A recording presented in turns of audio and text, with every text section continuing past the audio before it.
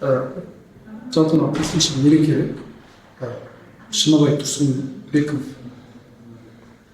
атындағы поэзия фестивалінің түркі халықтарын біріктіруге, оның ішінде қазақ пен қырғыздың әдеби байланысын дамытуға үлесі өте үлкен.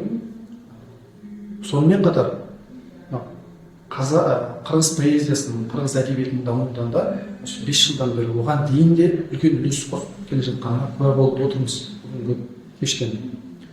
Мынау қырғыздың жастарын көрдік, ақындарын көрдік, көркем сөз оқуларын көрдік, ерекше әсерге бөліндік. Мынау қырғыз әдебиетінің болашағы жарқын деп айта аламын. Бірінен бір өткен жас ақындар кәдімгі кемедегі аттай құлап, тұлпардай шауып жатыр. Бәрін ризамын. Сыйларында ерекше ойлар айтылып жатыр. Жалпы үлкен ақындарды көріп отырмын болашақта. Ал осы поэзия фестивалін ұйымдастырып отырған форумға осы қырғыз жазушылар одағына, жалпы қырғыз еліне үлкен алғыс білдіремін. Біз осы Қазақстаннан бір топ ақын жазушылар келдік. Осы фестивальде неше күндер тамашалап жатырмыз. Ерекше әсерге бөліндік. Осындай фестивальдар екі елдің арасындағы достықты нығайтатын осындай игі шаралар көп бола берсін дегім келеді. Сіздерге үлкен алғыс білдіремін.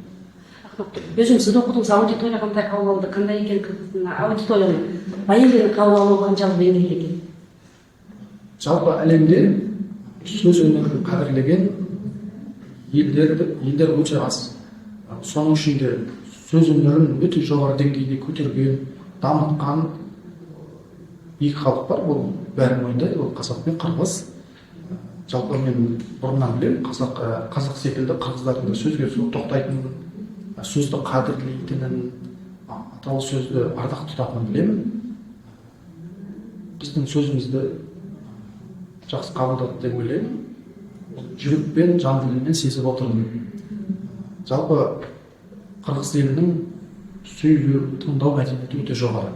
Мен соған бірнеше күннен бері куә болып жүрмін.